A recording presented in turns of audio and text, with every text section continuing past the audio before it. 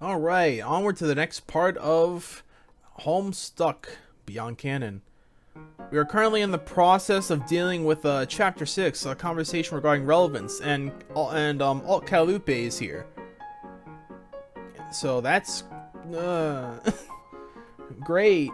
She's gonna yabble at us for an exceedingly long amount of time. What a great start. Alright. Space is vast, an unproductive statement, almost a tautology, and although tautologies can be worthy through exercise, they become virtually meaningless when it comes down to the actual transmission of information. I believe it is for that reason most beings don't use them in day-to-day parlance. The lives of the many are far too volatile and instinct-driven to want to waste time with saying which is already true. Tautologies are, in general, reserved for stories, for narrative device, for finding new and inventive ways to tell an audience that which they already know, and at the end of the day are not all diffusions of knowledge. At least somewhat tautologies in nature. In order to recognize the value of my words, you first must know what they mean. You must predict my intentions, but I digress. Arguments with my brother would often dissolve into such nonsense, the shouting of truce back at each other, neither of us able to convince the other of the righteousness of our stance. We were never meant to agree, it isn't in our blood. Space is vast, everyone knows it, but most sentient beings in their many universes never have any way or reason to experience it firsthand. Even in societies advanced enough for space flight, most people will never leave their atmosphere. What they scoff at my tautology, space is vast, what do they really know? Nothing. As far as any of them experience, space does not exist. Very few have stood and looked into the abyss, the true gulf of nothingness that spreads out around the single point of consciousness adrift in the constellation. All the combined weight of sentient endeavor would quail underneath the sheer, irresistible truth, the realization that they are so small that the universe cares about their puny lives so very little. Sitting in the glowing light of the stars, this becomes even more apparent. Are we out of orange juice? Are you talking to me? Because if you are, I would like to remind you that I hate orange juice. No, you don't. Well, I guess I never really had a strong opinion on it before, but now I can't stand it. It's all you drink. I like the pulp. It's my body, and I don't want orange juice. I hate pulp, and I didn't just make that up to spite you. Who wants strings in their juice? Thank you, Jade! Holy shit, base Jade! Base Jade! Oh my god. And also, stop using her fucking bullshit as a skin suit, you fucking skeleton-ass motherfucker! Get out of her fucking body! Who wants strings in their juice? I do. I realize that Jade's situation is less than ideal from a characterization perspective, but I still politely point out that nobody likes a whiner. Fuck you, Rue Calupe inside my head. From a characterization standpoint, I think you're pandanic, annoying, and just a general huge drag to be around. Why don't you try being possessed by the spirit of some other version of a good friend of yours and floated around a spaceship full of people you love, unable to affect anything or say hello to anyone, then tell me about whiners. I killed my brother and consumed him. Sounds like a you problem. Sounds like a skill issue, I'm not gonna lie. Base Jade, holy shit. I knew I liked Jade. Based as hell. I suggested to the witch that I spent untold eons in the void between universes waiting for the moment I would need to prevent the dissipation of reality as we know it. Her appeals to emotional help or I will remain unmoved. Well, I had to watch my boyfriend and my brother die in front of me on a tiny scaled version of a world that I shrunk for them. And then spend the next 3 years talking to myself, wrecked with guilt that I killed them. I remind the witch that my time was in the void, which is far darker and lonelier than a ship full of lizards. I add that it was also eons, a length of time that is traditionally far longer than 3 years. I ask her to excuse my pettiness in pointing it out. You're a member of a species designed for long periods of isolation. I'm a human, or at least I started out that way. Even if I had the powers of a first guardian, my brain still worked in modules of human pattern recognition. 3 years is a long time for a human teenager. I don't care how many of her molecules are made of a god. I pondered this back and forth between childish and if— oh my god, stop narrating. Who are you even talking to? The audience, of course. Audience? This is so annoying. I can't tell if you're being serious. Your voice is impossible to read and I can't see your face. Oh. Well, that's better. Thanks, that's better. Of course. You're right that I am being silly, and I didn't mean to start a slap fight over who has suffered more. Clearly you have been through a lot more than I could ever possibly imagine. You're the same Callie who talked to me and Jane when we were unconscious back in the game, right? There's a lot of everybody running around, and I guess I haven't been keeping the eternal tally that I should have. Yes, that is correct. But I think it's a very natural thing to be silly when you are used to being able to control your own body, but now I can't, but now can't. I will allow that, I guess. So I will stop yelling at you, but I reserve the right to start yelling again in the future if I have a good reason, okay? That seems fair. Jade looks at me with a face that I have looked at in the mirror for the last few months on board with this vessel without a name. No one can decide what it should be called, possibly due to the comical nature of its construction. For a while there was an ongoing list of ideas hanging in the common room, but it quickly devolved into a cluster of more and more obscure names. Obscure memes until one day the night tore it down in a fit of pique. Don't ask me to tell you which night. You know which one. Actually, yeah, it's Karkat. Jade smiles. Dave and Karkat will always be a source of pain for her. A low ache somewhere in her center of gravity, but she is happy for them. She knows that there is really no other alternative for how to be. They chose each other over her, and they always will. There are two people who matter to her most in every universe, and that will not change, no matter how much she wishes we. No matter how. Do you actually know that? Pardon me? Do you actually know that I'm doomed to pine over Dave and Karkat across every iteration of reality? Like, can you actually see that? Because you're a space player like I am. I know that you are more powerful than me, but I don't think you can see other timelines any better than I can.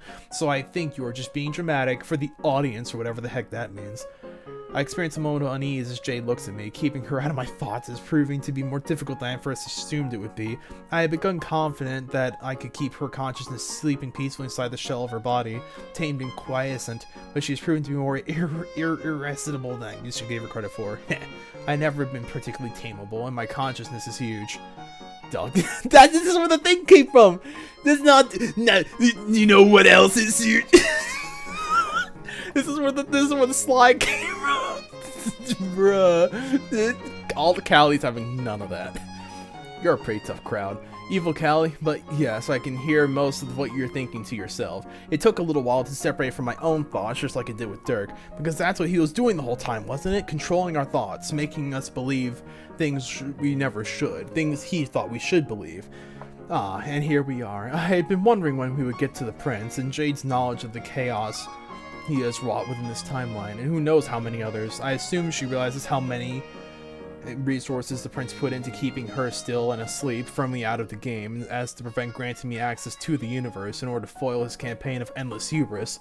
Jade knows all of this. I don't have to tell her. She's a very bright girl, and even if she didn't have partial access to my thoughts, she is good at compiling data and using it to fill in gaps. As she herself had rather licensedly mentioned, her brain is quite large. And all these reasons are why I know I can count on her to be reasonable and realistic about a situation. I need a body to continue interfacing with this timeline, and her body's the only one that will do. I hear her wonder, what about Kanya? What about Kanya? Hey! What about her? What about her, Jade? She's a space player, it's true, but her powers are nothing compared to yours. For one, she isn't God tier, and for two, she is dead, a living dead, but dead nonetheless. And has still specializations lie on different ends of the spectrum from my own, which is a far closer match. No, Jade understands and sympathizes with my assurance that her body and her body alone will do for my purpose. No, I don't. She does. After all, she would not wish for this sort of state of being on anyone else, especially not on one of her friends. Jade may have undergone a lopsided number of narrative hardships in her life, but at least she is used to them. Damn. In other words, you're used to suffering. Get used to it, loser. Damn. Fucked up, Callie. I can't believe you would say that. That's wild. That's wild. Get out of her body, you fucking skeleton piece of shit. And Shara shifts in life, but at least she's used to him. Why spread that suffering to another? Jay understands and accepts her place in this story, which has always been to enable events to play out around her, just as has been mine. Because what is a story truly? Nothing but a series of misadventures and action spurring reaction, tumbling to one another over and over and over. With so many competing interests, clearly the story cannot account for all perspectives, for all threads. It would be laughable, childish, even selfish to demand that they do. In other words, not everyone will achieve a happy ending. This is a truth that Jade had come to grips a long time ago. Wait, stop. Why are you saying all this? Jade's body is my vessel, and it is through this realization that she will understand her true role. in the story, her true relevance. If I released my hold on her conscience, there would be no guarantee that I would be allowed in again. Therefore, I cannot permit her the control of herself that she so desperately craves, and she understands that. Wait, so you could give me back my body back and then just hop back in when you need to? In theory, yes. Then what the hell, Callie? Because I don't trust you to cooperate. Damn, straight up, not even beating around the bush, says I do not, straight up said, I do not trust you. I do not trust you. Why not? I thought you said I was a reasonable girl with a huge brain. You are, to an extent. She is, but the truth of the matter remains that humans are capricious and emotional, and even Jade herself can admit that she hasn't been the most committed example of her species in the last few years. Damn! Damn! That's low. What is that supposed to mean? Moving from lover to lover, job to job, interested. She's saying you unreliable. She's saying you not loyal. She's saying that you're a drifter. Damn, you're gonna let her take that? You're just gonna take that with your whole. You're just gonna let her take that? Damn. Over the last few years, Jade had found herself listless, unable to settle and unwilling to commit to anything or anyone. She knows there's nothing wrong with that on a moral level, but on a personal level, she's always believed that she could be more, could do better, be better. And now, because of this, she realizes that sacrifices must be made, and that she, as a space player, is uniquely built for sacrifice. Yeah, I guess you're right. I have been such a silly little slut. Hey, Callie. Yes, Jade? Oh my god, what's that? Oh my god, what's that? She points off in the darkness. It's nothing, of course. There's nothing here besides the two of us. This space is utterly under my control. Jade could control it too if she had any access to her own powers, but with my grip around her cortex, there's no chance of that. I know there's nothing behind me. She's being silly, but I'm not Dirk Strider. I don't mind indulging the whims of silly girls if it makes them feel better about their situations. There's nothing wrong with humoring.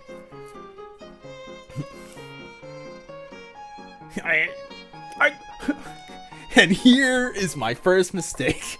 I make my first mistake. Up until this point, I have counted on my superior narrative power and class strength to keep her under control, but bringing her into a place where we can both physically manifest has left me foolishly vulnerable. Where you are dealing with an epically powerful space player and a former borderline omnipotent being, you forget that even with her power stripped, she still is quite a formidable physical force. A young woman is in the prime of her life, with a canine's instincts and the fierce desire to sink her teeth into something she can tear apart. And right now, that something happens to be me. that thing happens to be me right now. So, you're wondering how I got into this situation. Her fingers tear at my throat, trying to find purchase. She won't be able to kill me here, but it is certainly unpleasant, and not to mention slightly repetitive. We just saw this in previous chapter. Oh, this particular fight will not end as immoralously as the last one did. So don't get your hopes up. Who are you talking to? Oh, that's what's happening. That's not good. She's geeking. She's straight geeking out. Oh no. During this ship's trip through space, there have been numerous experiments, modifications to the nutrition output for the various machines designed to create sustenance for the various species on board. I myself have been content with orange juice and synthetic proteins, but Dave and Roxy expressed longing for various Earth snacks, and so the trials and errors began. Suicide threat! The results were mixed, as Roxy told us in a previous chapter. Alchemized, it's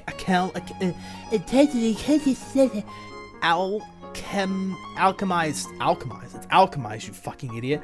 Alchemized food all sort of taste the same, although the visuals really help to bring about the flavor. At the end of the day, isn't it the journey that's more important than destination? The stories you can create a strangely flavored nutritional paste. What? So far, everyone's favorite attempt has been vaguely peanut butter chocolate flavored creations called Rices. Nobody eats them, really. They just sit in the bowl on the counter. I'm not actually sure what the witch is trying to accomplish here. You don't? Really? I don't know what she's trying to accomplish, but surely she would be doing what appears she's trying to do, making such a meaningless threat. Meaningless? Do you even know anything about the body you stole? Shouldn't you have run some sort of psychic physical before you possessed it? It's definitely what I would have done. Jade must know that I'm well aware of her family-wide peanut allergy, a story thread that has been extremely important and weighted on multiple parts of the narrative. How could I have forgotten such a key detail? But of course Jade knows that. She's just being silly and dramatic. She knows that the suicide threat is utterly meaningless when made by a god, and there's nothing remotely just or heroic about dying from self-imposed anaphylactic shock in the throes of a childish tantrum. At most, I'll get a relaxing few minutes of sleep. Do you really want to? Damn! It's kind of hot. What? It's kind of hot. What? I didn't say anything. I live mic? What do you mean? Do you really want to risk it? Damn, this, damn. I'm just gonna scroll down so I stop barking. Do you really want to risk it? What are you talking about, Jade? I don't know, Callie. I've never really understood the rules that govern the death of a god tier, have you? It seems pretty arbitrary from where I'm standing. Who makes the decision whether or not something is heroic or just? That's unclear, but it certainly isn't you. Right, of course not. But are you so confident that you're a good guy? Are you sure that the Alpha Timeline wants you to be here? What? The Star Killer meme? You've done some stuff, Callie. I'm only saying you shouldn't be so quick to assume that me killing you,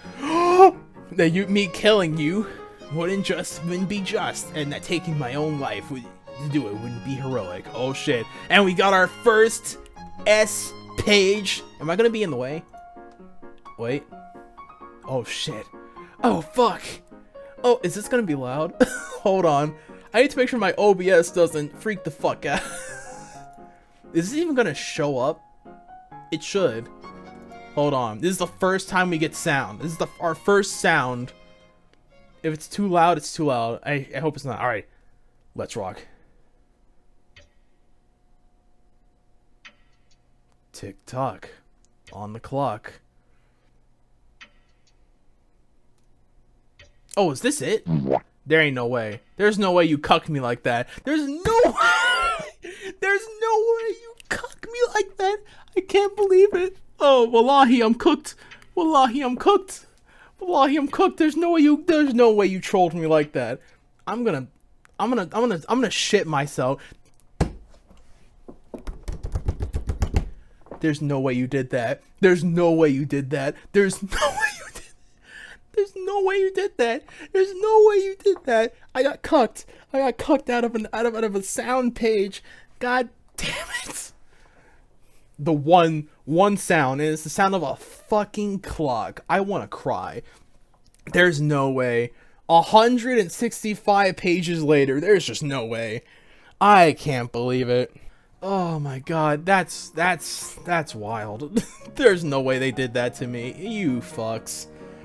I don't let the witch manipulate me. I refuse to falter in the face of her whispers. Without my careful planning and swift action, the prince would have taken full control over this timeline. None of my friends could even begin to imagine the turmoil. They aren't your friends. You took them from me.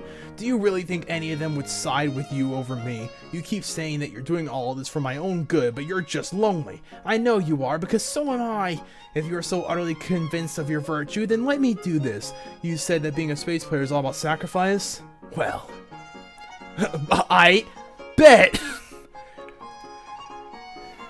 Oh shit. Oh. Jade, for a moment, if not just for a moment. You wanna take a bet? I bet. Hell yeah. Jade's back, bitch. Get the fuck out of her mind space, you fucking filthy hoe. Yeah. Yeah! Yeah! Yes! Yes! Hell yeah! Fuck you! Fuck you, green piece of shit! Fuck yeah! She's back! She's back! Let's go! Let's go! Alright, anyway. Alright, so after all that... oh, 169! Oh my god, nice! Chapter 7, a distress call from the closet. So we're going back to, Candy Timeline. So we are in the, they're still in the closet. The mood at the scene of the crime is mixed. All three of them would label the main emotion as extreme tension, but that is a concept that means vastly different things to each of them.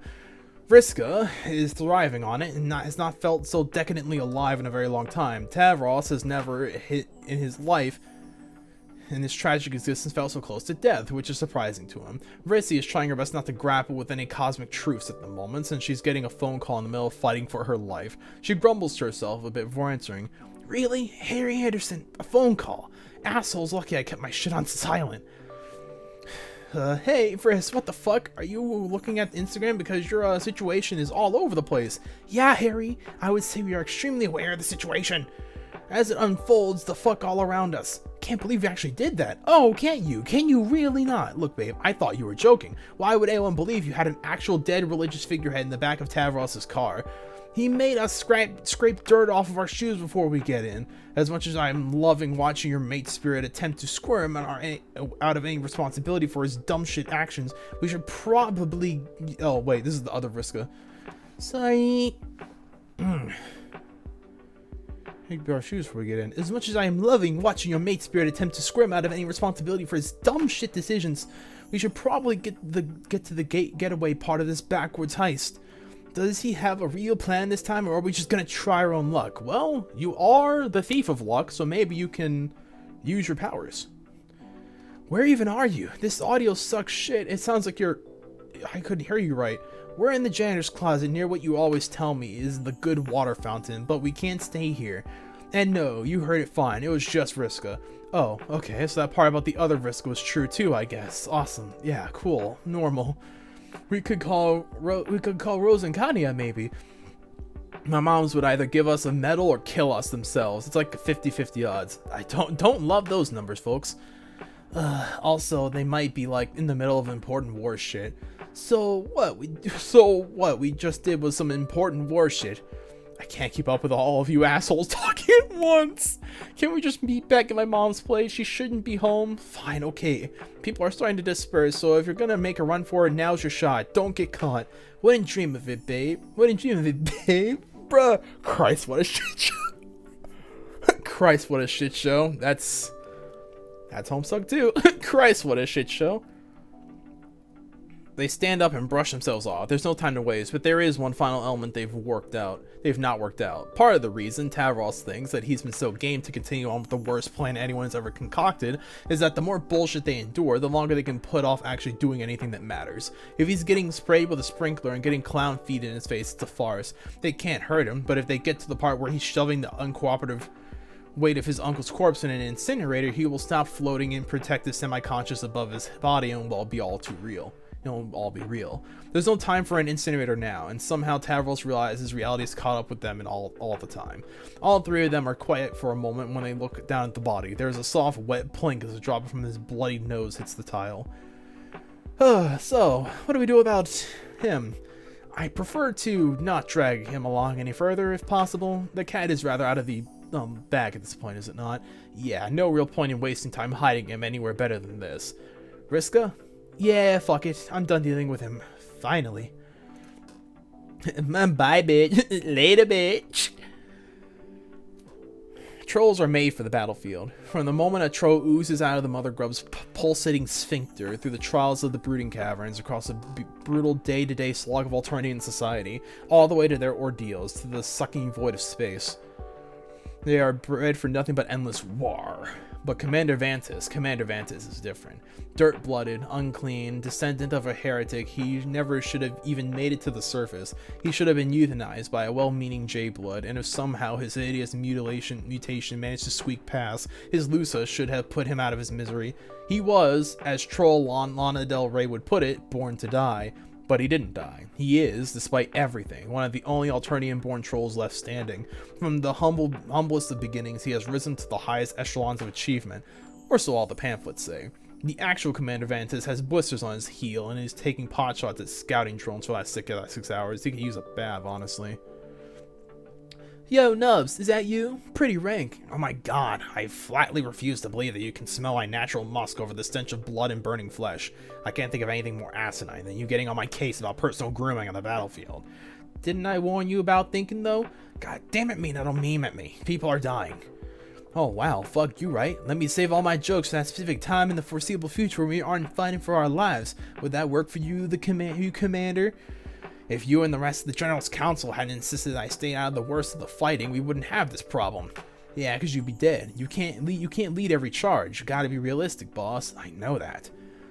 They have had this argument more than once. In fact, both of them could play either side of it. Karkat has done his time in the field, of course, leading small guerrilla operations to free prisoners and sabotage Crocker's supply chains. But Meenah has the rest of the council, and the rest of the council is right, which is why he's here, instead of at the front lines with his rebels where he belongs. His true value is his face, his symbology. At the end of the day, he is a fucking ad campaign. Chime? What about it? What about Chime? What about a chime? Boss, check the news! Oh, fuck! What? Jesus Christ. Nubs, I swear to God, it's Gamzee. He's dead. Oh, well shit, I can't fucking believe this. You okay? No! You want to talk about it? I know you and Jelly Bulge had a thing. First of all, Jelly Bulge? You outlawed fish puns, I gotta make my own fun. Gross. And I guess if you call an ostensibly public pale act performed in a fulge of desperate panic intended to prevent him from murdering all my friends, instead of just half of them a thing, then yes, I guess we had a thing. But if you're asking me if I'm sad that he's dead, absolutely the fuck not. I have hated this piece of bubbling, feculent clown flesh for decades, and so has everyone else who respects themselves. Rest in the powerful gaze of my eternal loathing. That's not why I'm saying fuck a bunch of times. You need a reason to say fuck a bunch of times? Shut up, look at the picture. Kinda blurry. What am I supposed to be looking at? In the distance, heavy artillery rolls across the heaving sky. It sounds like thunder, but by now they know the difference. I don't know, Meenah. At the pack of kids carrying a dead clown? That's Vriska. Oh yeah, I guess it is. I always knew the fish was gonna grow up shady. What? No, not Vriska Merriam Lalonde. I mean, she's there too, but I'm talking about the other Vriska. My Vriska, from my universe. This Vriska's ancestor, she's here. She's a ghost or some shit. I don't think so. I can't see her eyes in this picture, but she's covered in blood, and she's carrying Gamzee, so she's corporeal at least. Unless she has a fucking life ring too. How many of those things are there? Okay, but who gives a shit how she got here, Nose? Maybe focus on the big picture. You're right. Fuck. Crocker Corp CEO Jane Crocker has condemned the assassination as an act of terror, and is calling for the perpetrator's arrest. Wait, ain't that her kid there holding up the clown's ass? Wow, this article is way too long. I hate war correspondence. Jesus fuck. Okay, here. Oh, of course. Crocker is claiming her son was kidnapped and forced to participate, and they've named me as the mastermind. Well, we would have taken credit for it anyway, so this saves us the time. Thanks, Jane. We owe you one. Clown, lol, clown pray emoji. Shit, the tide of public opinion is definitely turning against Jane. That's good though, right? That's what we want. What we want is to steer the conversation in our favor so more people join our cause. What we don't want is to give the president an excuse to enact martial law. Shit, of course this would have to do with fucking circuit. Literal months of planning, hours and hours of logistics, all of it goes up in smoke because of one spidery asshole. She would find some way to wreck my shit from beyond the grave. Yeah, it sucks. So what are your orders, boss? I don't know why I gave Karkat a pseudo Raiden from Metal Gear Solid. I don't know why I wanted to make this Karkat slightly grittier and different than the other, like, nasally Karkat. I wanted to go a little more grislier. Like, but now I sound like Raiden. Boss, that title used to grate on him. Even now, it sends a twinge of discomfort through his gastric sac, but he breathes through it. Now, we pivot from the sublime to the ridiculous. And I need to talk to Egbert. Oh wow, look at this house. It's the house, it's the, bro, it's the divorced parents. Oh my god, it's like Dr. Doofenshmirtz. It's the house for, it's the husband house and the wife house. And the wife's house is infinitely cooler and more modern and whatnot. It's literally Dr. Doofenshmirtz situation. Anyway, Harry Anderson has rushed home faster than ever before in his high school career. It doesn't occur to him once along the way that he could have provided a less ostentatious getaway car for his friends. No matter, they'll make it. He won't allow himself to internalize any other option. He's too busy with these mental gymnastics to notice his father's car parked outside. John, Roxy, and Harry Anderson proceed to have the tail end of a conversation they had before in another medium. Oh, back in the Epilogues. Oh, this was all happening at like once. Oh, right, and this was when John was after he's like sort of like pseudo like apologizing, and they were like trying to hash it out. Okay, that's where that was. Got it. Thumbs up. I got it. 3 fugitives arrive, and at Vriska's direction, park in the back. Unsure if it's safe to go inside, they hide in the landscaping and text their contact. Vriska is starting to sneak in and out of Harry Anderson's window, but the stakes are quite a bit higher now. Are we good to go? Your mom's car is in the driveway. Oh my god, you are not going to believe this, but I got home and my dad was there. What? Because of all this, how the fuck did he find out so fast? No, he was apparently just schmoozing with my mom, if you can fucking believe it. Like you do with your ex you haven't talked to in years, I guess. His timing is comically bad. It's maybe the funniest shit he's ever done. Anyway, he roped me into going out for a drive, so sit tight. Are you fucking kidding me? Right now, Harry Anderson? I know, but no worries. I asked my mom to pick me up some snacks, so she'll leave to go to the store in a sec. Just sneak in after she leaves and hide in my room, and I'll be back in a bit. Oh boy. Oh, the rocks! Okay, she's gone. I'll take out the side window with this rock, climb in, and then let you two in the back door. It's go time. Love the enthusiasm, but hold on a goddamn minute. No need to break my boyfriend's window. I have a key, duh. Do you have a key to Harry Anderson's? Is now really the time to get jealous, Tev? I'm not jealous, it's only that I'd have given you one to mine if you wanted. There's a reason we don't make out at your house, Tavros, and it's because the vibes are absolutely fucking rancid in there, thanks to your mom. Anyway, it's like 1,000 miles past the point here. Yeah, who cares? Let's move. Room, examine yourself. Pokemon!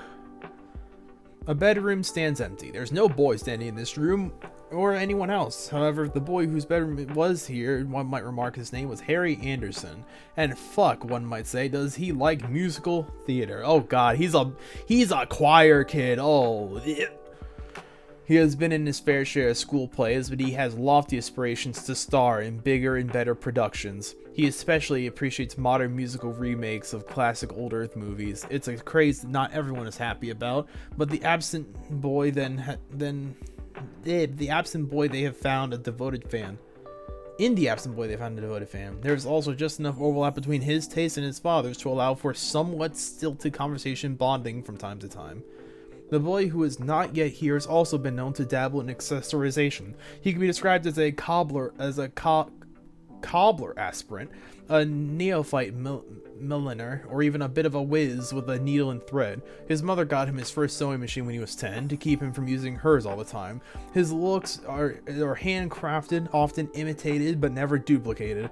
His costumes appear in various amateur productions, the devising of which takes up most of his free time. His friends are usually less appreciative of his attempts to dress them up than he would like, though. While it is full of these very important details and more, the room still stands empty, but very soon it will remain unstood in for no longer. Getting there is uneventful. There are no barking dogs, no traps or lurking observers. The fucking Vriska is already putting on shit. Nice. The thrill of success is short, and it isn't long until they are wadding agonizingly through the slow thickness of time. They have nothing to do but wait. Wow, our moment in the spotlight is really making the rounds. May I look? I turned my phone off immediately upon aiding the abetting murderers, since Mother's most certainly has tracking capabilities for it, so I haven't seen anything. Eat your heart out, Tav. Wow, it's quite a lot of attention. Yep. Ah, shit. It's getting a bit surreal to see my frozen mask of horror on every news site. It's a good shot of you, though, Vrissy. It's really shockingly well composed. And the filter doesn't wash me out. Not bad for a human photographer. I checked the kid's profile and they're really pretty decent. Maybe if we survive all this, I'll look them up and see if they need new models. That's the spirit. That's the spirit. How long is this going to take? I know John is all depressed and long-winded by now, but surely he should have dropped his precious boy back home by now. These are crucial minutes we're wasting. Oh, is trying all my boyfriend's accessories not passing the time well enough for you? Desperate times call for desperate measures, Vrissy. And this is some dire shit. They stare each other down. Did she mean the fugitive situation or Harry Anderson's fashion choices? Vrissy feels silly wondering this, but despite the situation they're in, she can't help but feel more acutely anxious about Vriska's presence. She likes her life, she trusts her own choices, but now, looking at everything from Vriska's vantage point, feels all silly, unimportant, childish. She can't tell if she wants Vriska to rip into Harry Anderson or she wants her to stay silent, to put off the moment where she has to defend him or join in. And the man of the hour comes in. Luckily, Harry Anderson opens the door and puts off any fraught decision-making for the moment. He kisses for his temple and she leans into the warmth of him. Aren't you sorry for sorry eyes? Sorry? Fuck. A sight for sore eyes. So sorry it took so long. Can't rush a heart to heart, you know how it is. You actually had a heart-to-heart with your dad? How many times did he cry? None, actually. I think he got that over with when he was talking to my mom.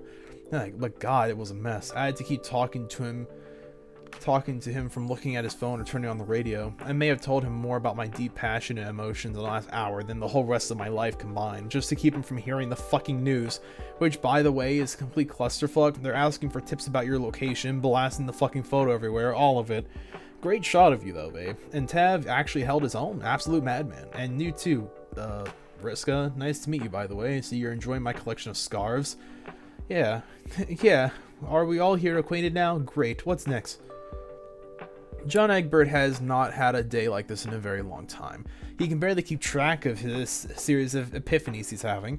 He's stretched out on his couch to relax and process the gift of advice and connections his friends and family and ex-family just given him. He's in the middle of wondering if it's even possible to reach further depths of insight when his phone rings. John. Hey, Karkat. Great timing. So much just happened. I'm kind of reeling about it. Yeah, so no shit. So is Harry Anderson safe? Huh? Yeah, I just dropped him back at Roxy's. Why? Thank fuck. I didn't see him in the picture, but this is... And no offense meant to your genetics, the exact kind of bullshit I would have expected him to get himself haplessly involved in. Not sure how Vriska, Miriam, Lalonde, and Tavros even got into it without his deft touch. Except of course I do, because fucking Vriska. None taken. But what are you even talking about? Vriska? Hard Vriska? John. Is something going on? I just spent an afternoon with my son, and I think he would have told me if something was up with his friends. Oh my luscious shitting Christ, John, listen to me. Listening? Are you in front of a TV? Well, yeah, actually. John, I'm begging you to turn it on. Any fucking channel will do. John takes it in silently. The slaying clown, Team Fugitives, the self-righteous political spin. God, the photo of his son's friends, the actual goddamn Vriska circuit, and the very clearly dead Gamzee. Doused in a cascade of tepid public school fire sprinkler water in the flash from the alarms, illuminating them in a holy fluorescence. It's the stupidest, most dangerous, and the most beautiful thing he's ever seen. The absurd joy that bubbles up in his chest. Is bro okay? Are you okay? In his chest and out of his mouth, the most genuine fit of laughter John has felt in years, and now he has stayed hard and he can't stop. Bro is schizo. John, are you saying it? John can't answer. He can't speak. His body has given itself over to the long-lost feeling of manic euphoria, and it has felt like Harry Anderson was holding something back on the drive earlier, but he had already told John so much he had wanted to press for more. It's not fucking funny, Egbert! John can't breathe. Something's happening. Something is finally fucking happening. He's finally awake enough to preach. Finally! Relevance! Thank God! More hinges on this than just the lives of these teenagers, which should be enough for you to take seriously, but apparently not. John, this is a linchpin moment for the entire system. This could be how we lose, John. John wheezes himself into relative calm. He has to get Karkat to understand. He clears his throat. Karkat, this can be how we win. I know what we need to do. I know what we need to do. Chapter 8. A daughter astray? Astray or astray? No, astray. Meanwhile, assassinations, open warfare, so-called revolution, and where has everyone gone? They've abandoned me. They've taken our precious son, and now... Good gravy, even my former BFFC's home has become a pit of vipers. Oh, Jake, are you the only loyal one left? This is just delicious. Your sorry ass is serving my ailing soul 3 Michelin stars worth of irony right now, English. I'm slurping this shit up like it's a piping hot bowl of udon. Ikadakimasu. Look here, Janie, things might seem a bit maudlin right now, but I'm sure there's some explanation for all this chicanery afoot. Wouldn't it be good to drop them a wire, pull a few strings, and set up a good old chin wag so we can all hash it out like a cozy cabal of bosom pals? Jake, you're sweet, foolish, empty-headed delusion by hope, a slave to the instincts, but sweet. Now is not the time for sweet, said the former baking empress, but... Jeepers, Janie, the way you make it sound, you couldn't possibly mean. Oh, but I do. It's time I gave the rebellion their just desserts. I thought you said that now wasn't the time for... It's an expression, Jake. Here's another. An eye for an eye. Once we have rescued our son from the clutches, I'm going to take something of my own. Something as valuable to the rebellion as Tavi is to me. You can play at the hostage game. That loathsome daughter of theirs should fit the bill nicely. Then those naughty rebels will cease this unruly tantrum and do what they're told. Lay gulp. Oh, is this where it gets... Oh, boy. Kids converse. Oh, my God. This is a lot of words. Alright, this is 2 conversations happening. One with Tavros and Vriska, and one with Harry and Vriska. Who do you first? Shit. I'm also blocking the right one. Whoops. Let's go to the left one since you can actually see it. So, Vriska, the one and only. I mean, yeah, that's me. I've heard a lot about you. My name is Harry Anderson Egbert, but my friends just call me Harry Anderson. And what do incredibly hot and badass alien girls call you? Because there's no way I'm saying Harry Anderson every time. That's like 8 whole letters too long. From now on, your name is just Harry. Okay, great. So what's your deal, Harry? If I had to bet, I'd say I'd say you're the thing that's pupped after what? That's pupped after a barbaric act of human sexual intercourse between John and some Rolando or other. Okay, ew, I do not want to think about that. Too bad, Chief. It's basically all I've been dealing with today. Welcome back, Vriska. Your friends have spent the last who knows how many sleeps producing an army of freakish offspring, all while steadily getting uglier and less cool. Lol, got him. But, yeah, John and Roxy are my parents. Ugh, parents. I did not care about all this alien shit when John first tried to tell me about it. I definitely don't care anymore. What? I don't know. I just never talked to a troll who didn't grow up around humans. You sound like Vrissy, but if Vrissy was from, like... Okay, so... Have you ever seen the musical Calamity Jane? Musical Calamity Jane? I guess you probably haven't. So there's this part at the beginning where this title character comes back from Chicago and she talks to all the old-timey locals about how bizarre and new thing everything was, and God, it really is like talking to teenage John all over again. No, I haven't seen Chastity Jane or whatever the stupid title was, and it sounds like a total snooze. Anyway, what are you trying to say? That I sound outdated? There were no humans in Alternia, okay? There were no humans and no human musicals in my entire universe. It sounds like a horrible place. Yeah, and it blew so unbelievably hard. We are not even halfway to the... Bro, I'm at my limit. After this, it's a wrap. After this whole thing, it's a wrap. And while we're at it, don't compare me to Vrissy either. She's no better than the rest of you. She's soft, I can tell. None of you weenies would have survived even a day back where I came from. I bet I would have. Ha! No way, kid. I mean, I can tell that you think you're hot shit, and I can respect reckless bravado, but only if you can back it up. Hey, yo! You can back it up? Hey, yo! Hold on, I can back it up. Oh yeah? You've ever killed anybody? Ever thrown a punch? Well, no. I mean, we've done stage fighting before, but never the real stuff. But I bet I could learn. I took kickboxing with my mom for a month and a half when I was 9. Pfft. Well, at least you aren't a coward. I've known guys softer than you, believe it or not. John, for instance. He totally freaked out the first time I told him I killed somebody. That sounds like my dad. He came through, though. I guess when it actually counted, he was there to punch me in the face when I needed it most. Wait, like, literally? Yep. Oh my god. Oh my god! Oh my god! Okay, I'm gonna go crazy. Okay. Harry doesn't really know what to think about the past version of his father. He knows the stories, the legends, the lore. He's seen John's old fetch modi, the ugly blue pajamas, and all the hammers. Most of them are in museums. That his parents are literal gods and have always been a basic fact about his family life. About as interesting as who sits at where at the dinner table. It's all normal to him. Every detail of the part of his parents' lives has always seemed to lie on the other side of an inseparable barrier, cut off from the people they are now. Harry has always assumed that this dividing line was simply an effective passage of time. Being boring and two-dimensional just seemed like it came with the territory when you were an adult. But now he's not so sure. Ever since hearing one of his dad's old friends had turned up, that borders between past and present has felt fainter by the minute.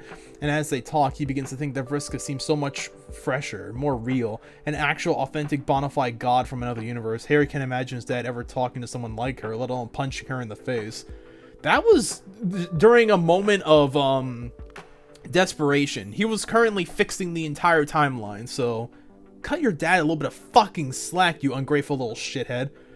Freaking out about murder, though, that's definitely something Harry can see his father doing. And speaking of which, not to cast doubt on any of these stories about my dad that you're telling me, Vriska, but he's probably going to freak out a bit about this whole clown situation, as well as you even being here. John already knows I'm here, numbnuts, and as for the stuff with Gamzee, no, listen, I mean the fact that you're here, the fact that you're involving any of the rest of us. My mom probably won't be happy about this either. I'm not allowed one Vriska in my bedroom. I don't think I want to think about how much trouble I'll be in if she finds out I had 2 of them here. This is getting out of hand. Now there are 2 of them. And 2 of them up there. Oh my god. You expect me to believe you'd survive in Alternia? Well, I'm not there right now. Right now, I'm in my mom's house with my girlfriend, her boyfriend, and another goddamn version of my girlfriend, and all of us are probably now on the run from fucking government. Okay, so you're freaking out about it now. Cool. Of course I'm freaking out, Vriska. I'm freaking out what I think is probably a good amount about this. The fashionable amount of freaking out. The coolest possible amount of freaking out to be doing about the present situation is the amount of freaking out I'm doing right now. My dad isn't cool. He just spent like an hour on driving me around in his car and talking about emotions and stuff. He's going through some kind of personal epiphany at the moment. He even shaved off his mustache before coming here. This is really serious, and now I'm implicated in it as well. You guys were at my school, so he'll realize immediately that they were trying to meet up with me. He's going to absolutely flip his fucking lid if he ever finds out about this.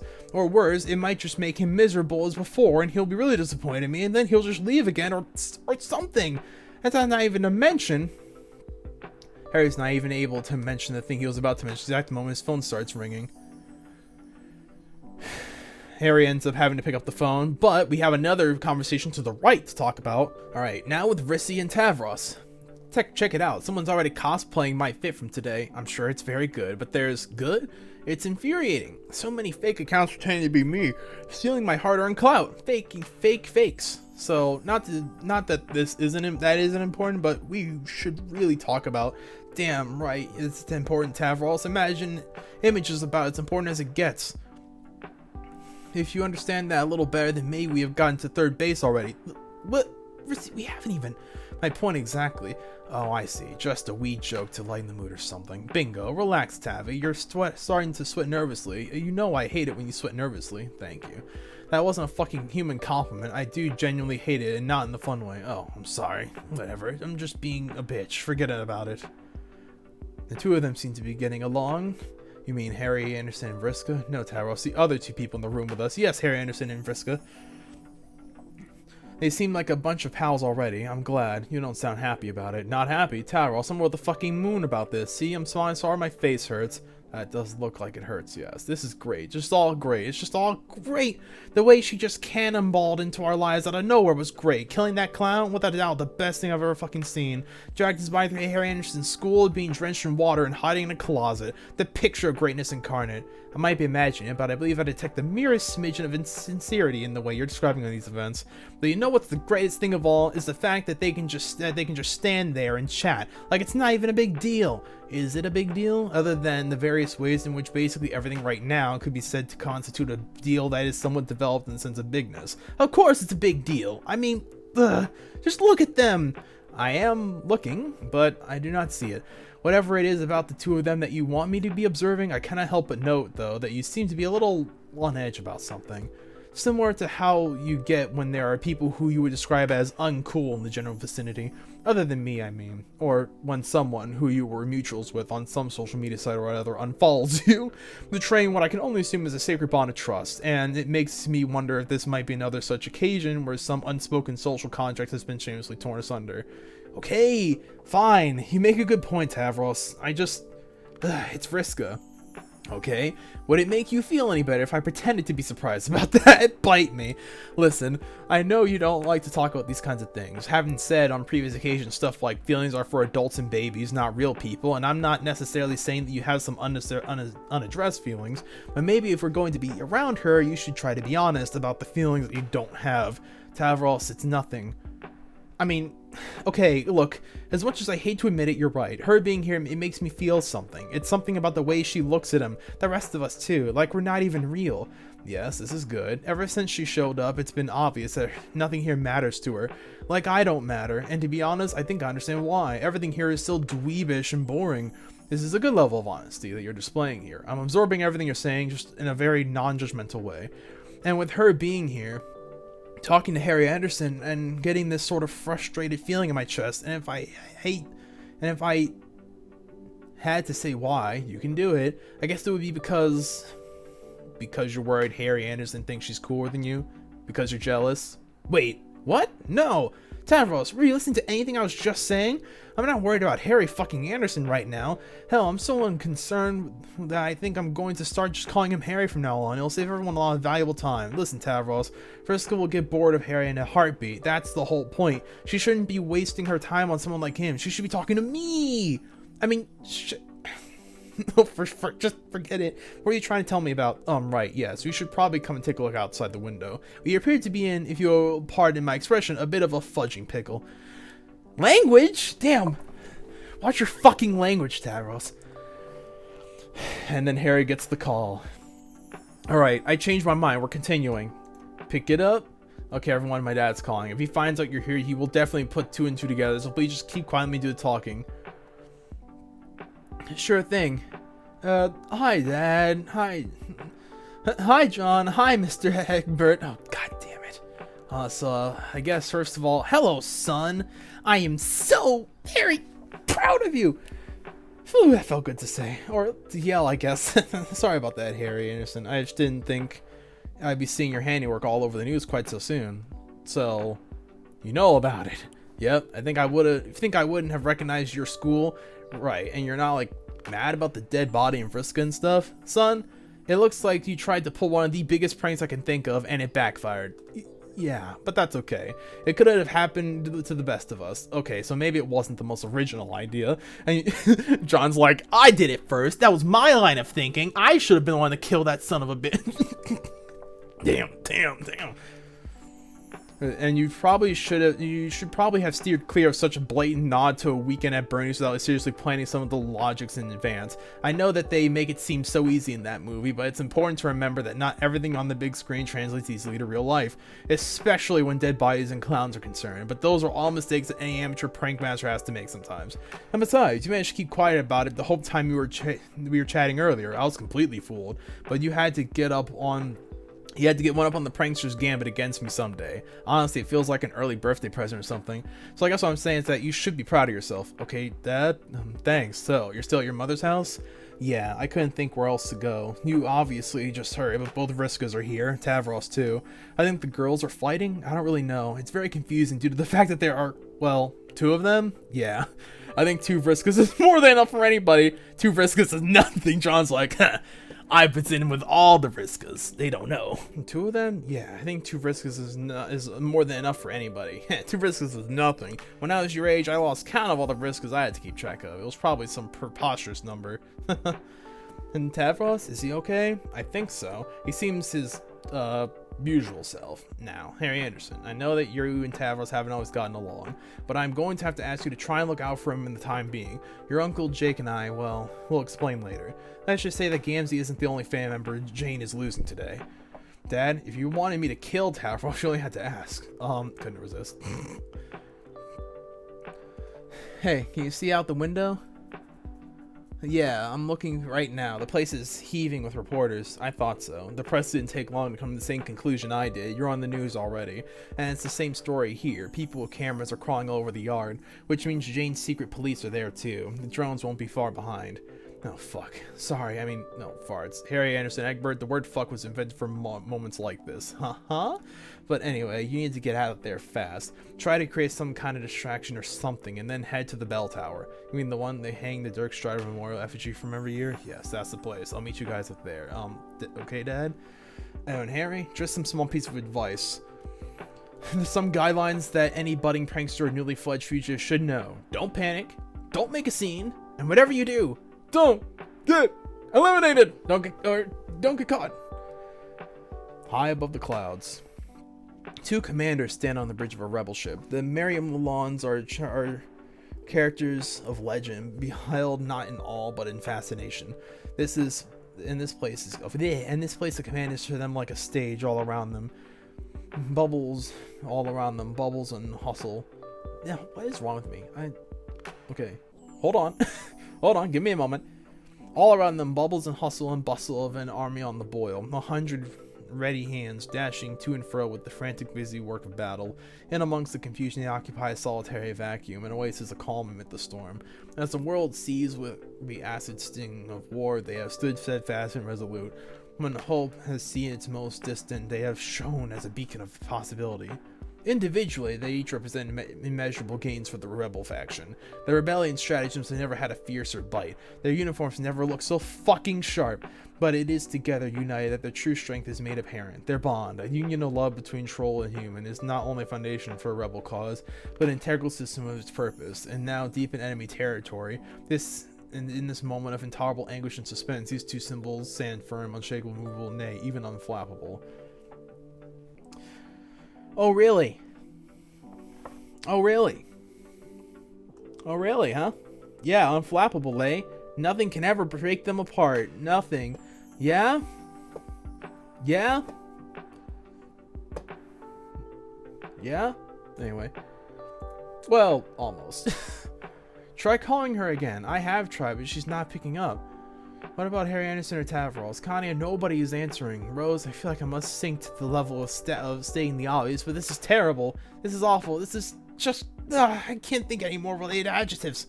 It's... Connie, I don't want to resort to idle, baseless platitudes, so I won't. I don't understand what's going on any more than you do, and I'm so sorry. I'm sorry. I'm sorry. Rose, our daughter is in danger, and we are but powerless to help her. I do not understand why this is happening or what precise series of events led to this predicament, but I doubt that they are directly or indirectly your fault. I feel like you're apologizing as of serving as the very baseless platitudes which you sought to avoid. No, I know, dear. I just wish I had answers. My useless powers aren't being any help, and what's worse, I can't see anything useful on the stupid news channel. I think it's a cruel irony that we are forced to depend on Crocker's branded coverage of our own daughter's headhunting. So, not to mention that the quality of this broadcast leaves something to be desired. I know that we are enemies, but I really expected better of such a shrewd businesswoman. Oh, whoever Alphonse is. Excuse me, ma'ams? I just don't understand what Vriska is doing there in the first place. Forgetting the fact that Gamzee's dead for a moment. No, I can't do that. They've just started showing the picture of him again. Oh, God. For once, the thought of his purulent corpse does not quell my anxiety. If I could just take a moment of your time, it's a matter of some urgency. It is also upsetting that I cannot even find satisfaction in his death, not when they have started using it as justification to call our daughter a terrorist, and all that is without even mentioning the fact that somehow other Vriska is also here. Ma'ams, I have an urgent report to deliver. Please forgive my yelling. The reconnaissance team is back early, ma'ams. The ship docked a few moments ago. And the scouting party? I expect she's zipping her way up now, ma'am. She should be here I think she's already here. Oof. Jade. Oh, thank God. We weren't expecting you to get back so soon. What's going on down there? What happened to the rest of your scouting party? What is another Vriska doing here? Where's John? Where's Dave? Where's our daughter? Rose, I think we must try to remain calm and give Jade a chance to answer our queries, difficult as they may be in the moment of intolerable anguish and suspense. Yes, of course. Jade, is it okay? It's... Sniffle. Please take your time. We don't have any of the time. It's too late. Jane's forces were too fast. You don't mean... They've taken her. They've taken Yiffany. Like, wait, huh? Jade and Rose explain everything. Okay, well, Jade and Rose are busy reliving that moment of intolerable anguish and suspense. Let's check back with the kids for a moment. Planning their escape is going about as well as you might expect. We appear to be, in no uncertain terms, completely surrounded. I don't wish to come across as pessimistic. Oh, by the way, Yiffany, wow. That literally, like, this was, like, in the same update. It's like, oh yeah, intolerable, unflappable. Literally, like, 3 to 4 pages later. Cuck child. Radical. Yeah. We're gonna keep going. I'm intrigued. We appear to be surrounded. I don't wish to come across as pessimistic, but it's hard to see what possibilities we have for a plan of escape. There has to be something we can do. My dad's counting us to get out of here and meet up with him. Well, I'm also not wishing to be rude, but it's okay, Tavi. I don't give a fucking shit about being rude. Harry, your dad's plan fucking sucks. There's no easy way out of this. It was simple enough for him to tell us to escape, but we're the ones that have to actually do it. And that advice he gave you, it was all a load of meaningless bullshit. Don't get caught. Yeah, no shit. Okay, wow, seriously, I know this is a stressful predicament, but I think that's going too far. My dad believes in us, and if he thinks there's something we can do, then there has to be a way. It's the only possibility. Okay, how about this for an alternate explanation? Your dad is giddy and high on the thrill of something interesting happening in his life for once. I don't believe this. I've been waiting for my dad to start talking to me again, and it feels like forever. You know that, and you couldn't just be happy for me this one time. Oh my God, Harry Anderson, I know you spent so much time crying into your what? Your date night popcorn about this, so please give it a break. Just listen to me for once. This isn't about your hang-ups with your dad, okay? We're in the middle of a war that is in some part his fault. And instead of taking responsibility and acting like a grown-up, he decided to rope us all into this insane game he thinks he's playing.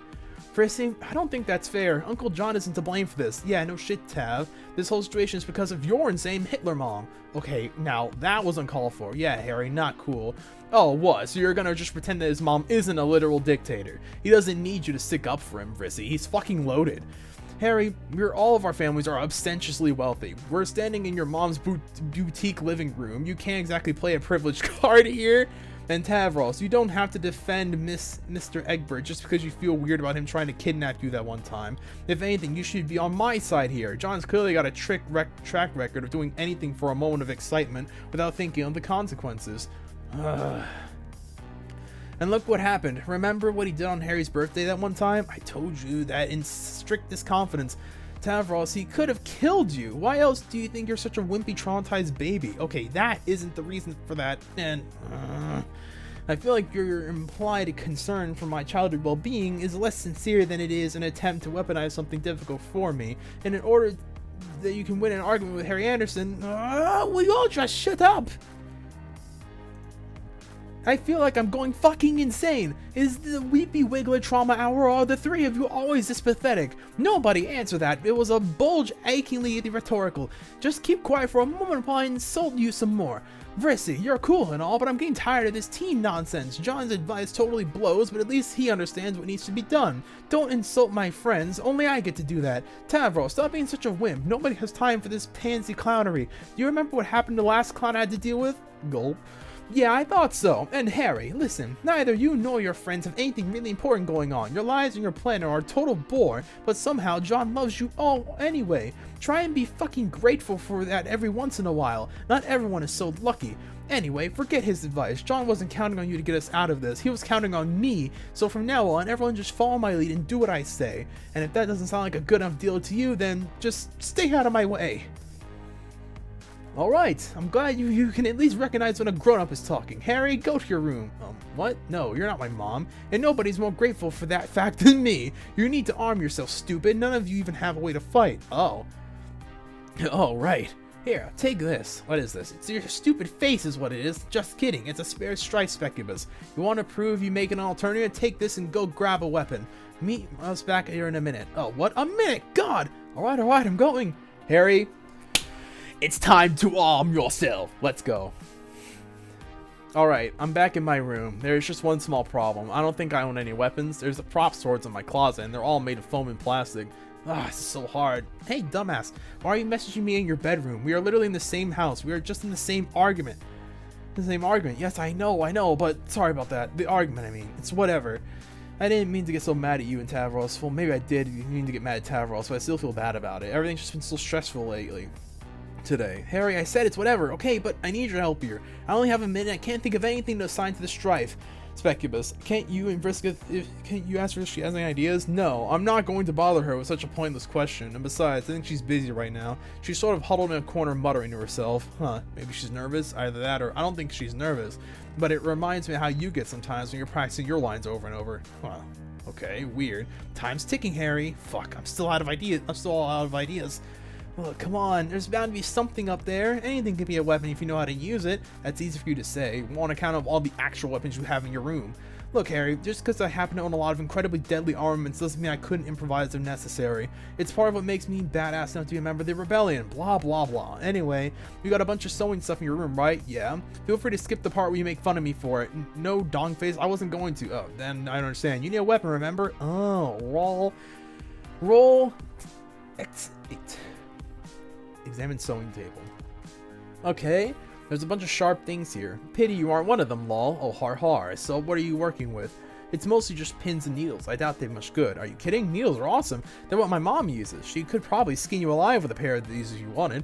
Well, I don't doubt that, but maybe not this type of needle. Come on, you know you want to. No, that would be dumb. These things are way too small. Dude, use them as like throwing thing, like soon. That would be so cool. I think the world's worst acupuncturist or something. I think I'll just go with this pair of scissors instead. Boo. The scissor kind? What the hell? You capture like your trusty pair of sewing scissors. You've brought many a colorful character to life with these babies. You're pretty sure you could bring just as many to death in them as well. Scissor kind. Select scissor kind. Blue. Okay, there we go. I knew all along you had it in you, so I guess this means I've allocated the strike spec with the scissor kind abstractus.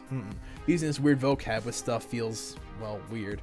I'm not sure why, but it seems as though everything is just about to happen is much more important now. Or maybe it already was, but I just didn't understand how important until this moment.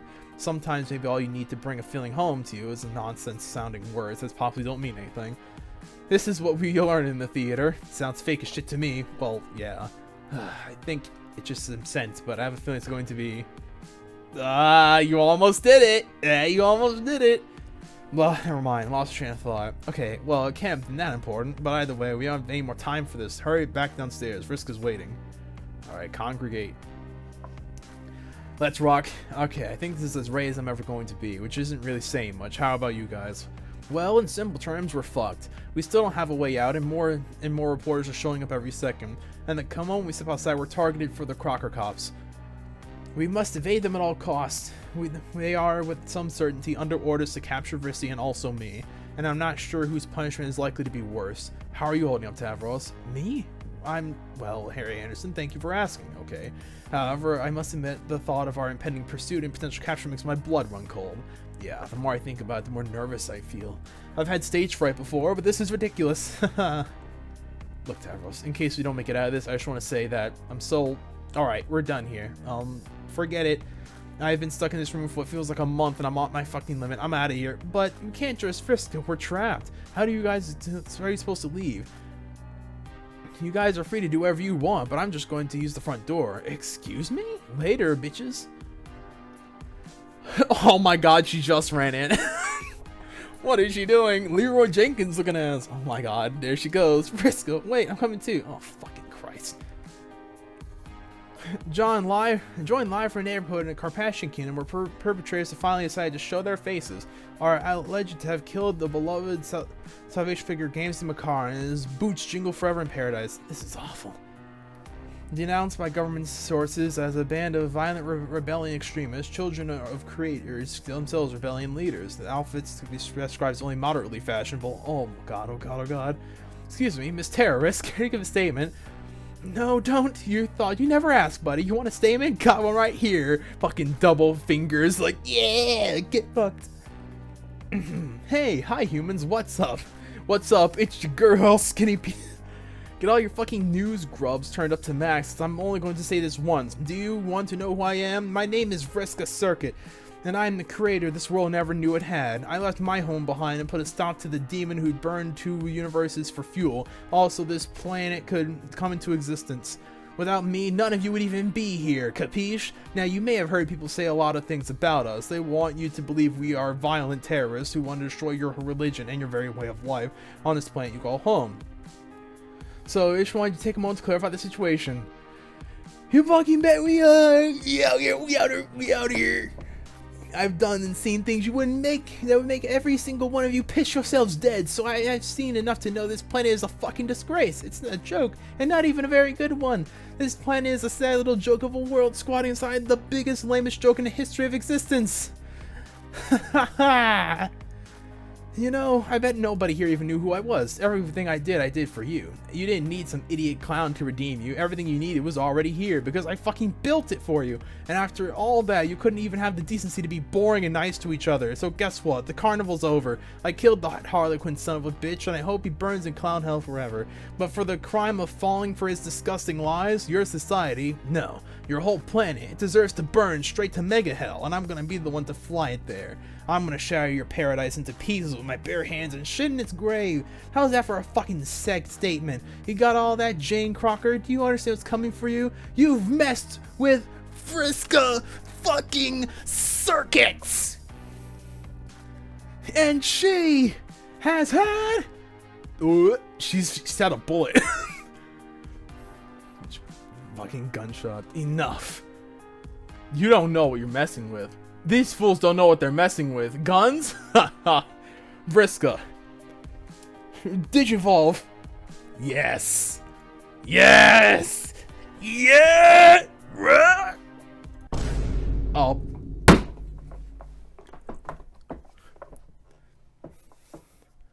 Fuck you.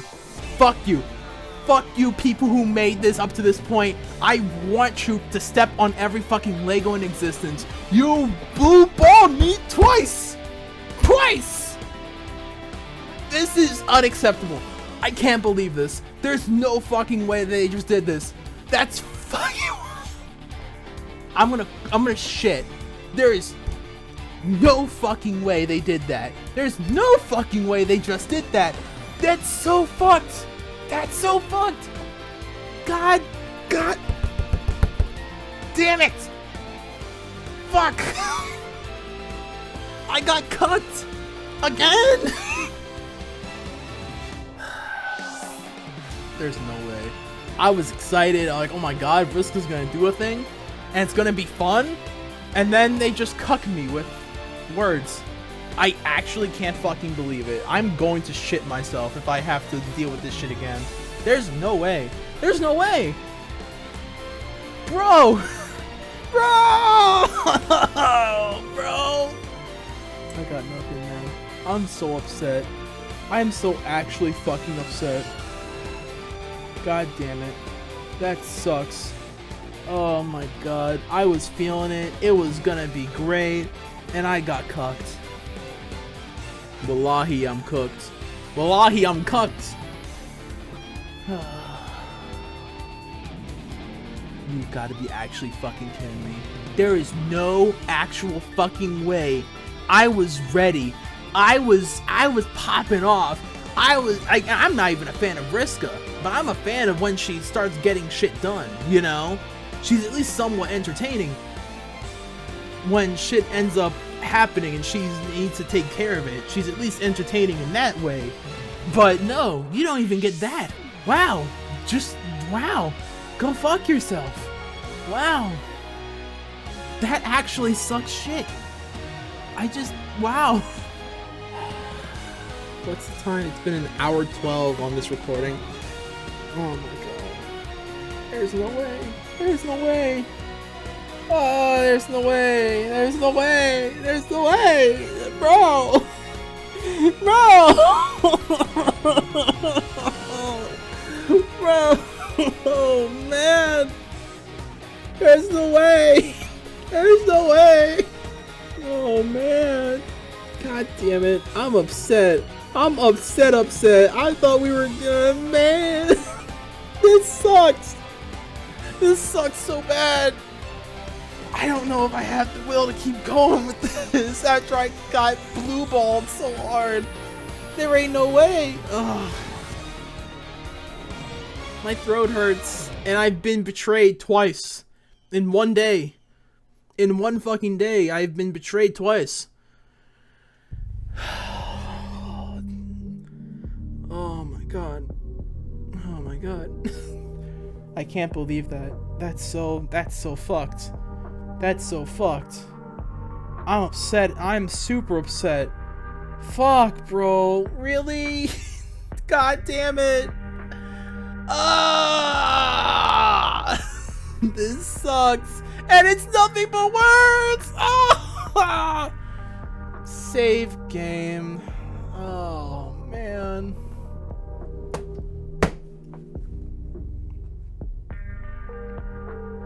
God fucking damn it. There is no amount of words to tell you how much pain I am in. Not because of any of the stuff that's been shown and whatnot. It's been pretty well, and Vriska's definitely acted as you would expect someone at Vriska in this version of Vriska to act. Like a impudent shithead. That's just the way she is, unfortunately. But it is what it is. You just gotta work with what you're given. But god damn. The story cucked me. Twice. Twice the story cucked me. I got nothing else for today. You know what? That's the end of that today. I got a good few hours worth of recording, so I call that a dub. Fuck. I will... 1 second. Boop. My head hurts, bro. Oh my god, my head hurts. Oh my god. Oh my god, my head really hurts. It's too much information. Oh my god. Anyway, have a good day, night, whatever it is, wherever you are. I don't care, bro. I gotta take a break for today. I'll see y'all on the flip side. Deuces, I guess. Wallahi.